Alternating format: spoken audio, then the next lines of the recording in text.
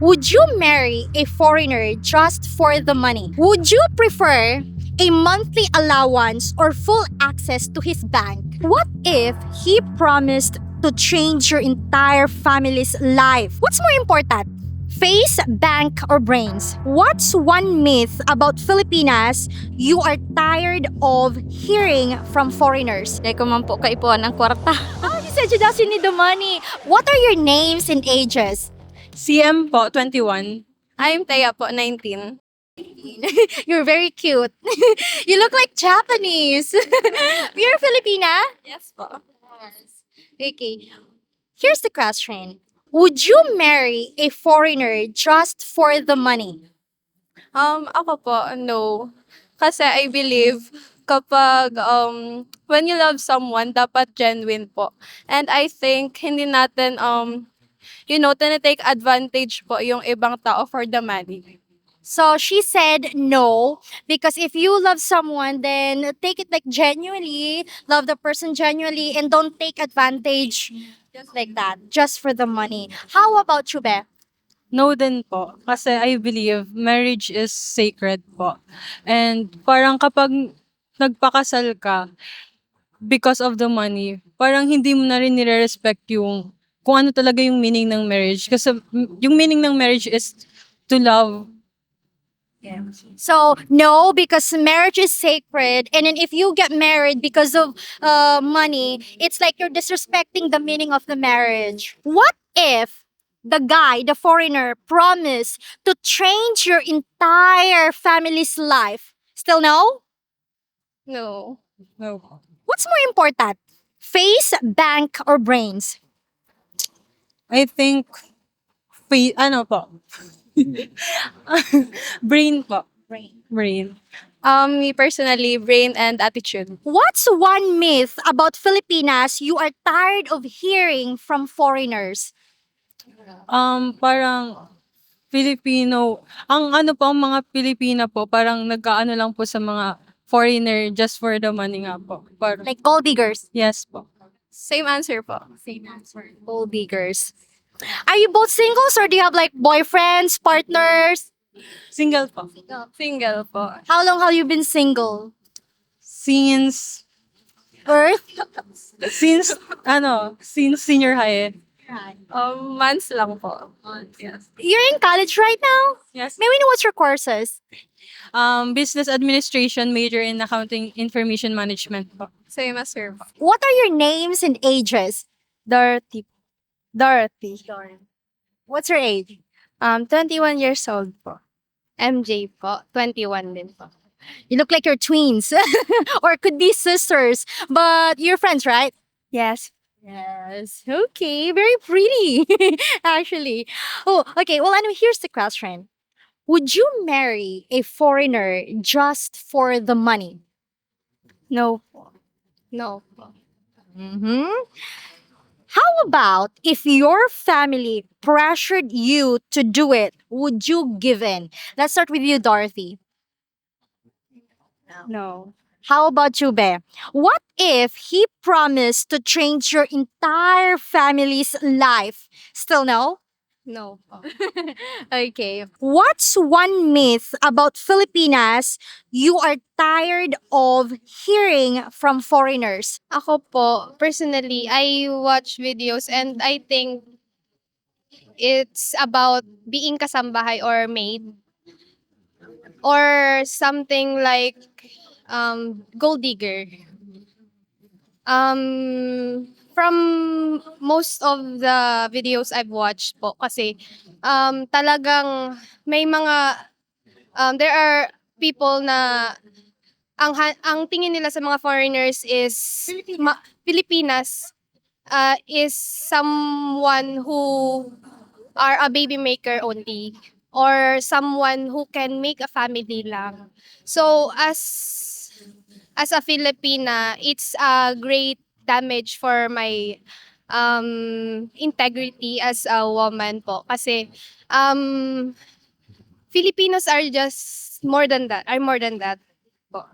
Okay. Filipinos are more than just a baby maker, a maid, housewife, and a gold digger. Yes po, because Filipinos are very hardworking and very intelligent also. Now, do you have anything to add? I think po talaga, sa money po talaga. Gold digger daw yung mga Filipinas. Filipinos are gold diggers. Okay, so those are the myths that you're tired of hearing from foreigners. Okay, you're studying, right? Maybe know what's your courses. Hospitality management po. Hospitality management. What are you doing here tonight, here in Plaza Rizal? Just curious. Just walking around po. Walking around. Yes po, midnight stroll po.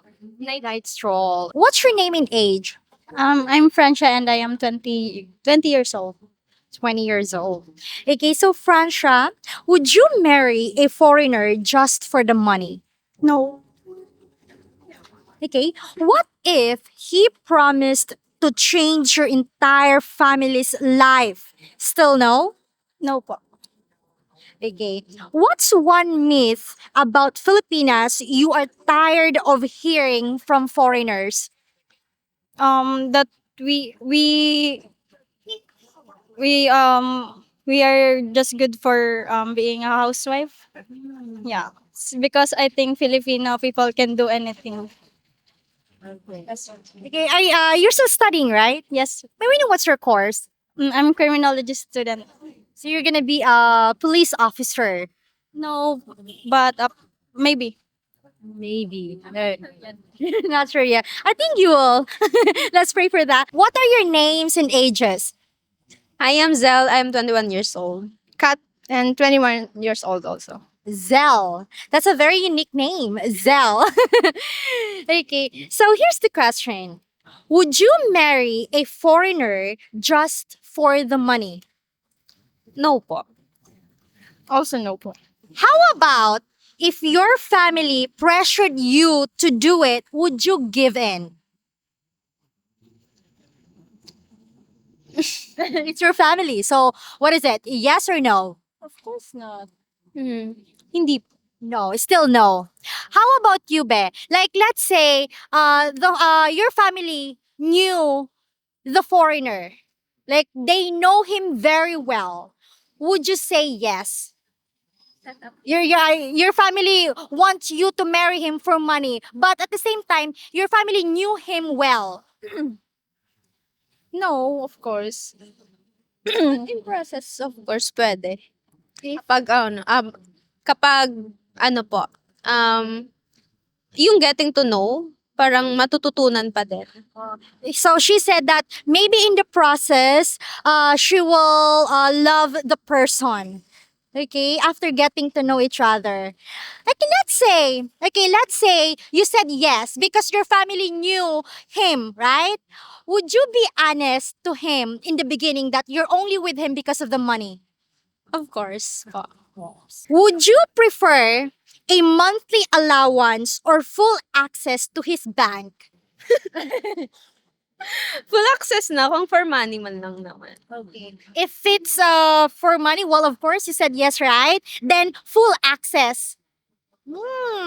What's one myth about Filipinas you are tired of hearing from foreigners? Being I guess a gold digger or what? Yeah. Same with it. Same with her. What are you doing here tonight? It's like past 9 in the evening. We're on our way to po? To drink. To drink. Oh, are you celebrating something? Being honest daw kasi. Yes, we love honesty. Oh, what is that? Like, are you celebrating something? No, just preparing for po, the Hell Week, the upcoming examinations So it's like, Catching up lang po. and catching up. Yeah. what's your name and age po? Melissa, Age? 36. 36. You don't look like you're 36. You can still. No, I'm not 36. So, soon I'm gonna be in my 30s. Very soon. Okay. Well, Mom Melissa, here's the question. Would you marry a foreigner just for the money? Mapakasal ka ba sa sarong foreigner para lang sa kwarta? Dai po. Okay. Her answer is no. This one. What's more important? Face, bank, or brains? Ano ang mas importante? Yung pandok, yung bangko, or yung utak? Utak. Brain. Okay, why brain? Nata brain. Mm, maisip mo kung mahal ka baga or ano. Okay. So you can think whether he loves you or not. Okay. Would you prefer a monthly allowance or full access to your husband's bank account? Ano bang masipilion mo, ma'am? Magkaigwa ka ning monthly allowance, taon ka ning kwarta bulan-bulan, or magkaigwa ka ning access, na buong access sa iyang kwarta sa bangko? Allowance or may access ka duman sa kwarta niya sa bangko? Ang access po para sa ano po yan? Like, pwede kang makapag-withdraw ng kwarta niya. Kasi, pwede mong, ma-access. Pwede mong makapag-withdraw ka. Arog ka yan. Dahil ko man po kaipuan ng kwarta. Oh, you said you doesn't need the money. Hopefully, we earned your subscription. And also, if you like our content, please consider becoming a member for exclusive videos. Thank you for watching and take care, everyone. Bye-bye! Beautiful reflection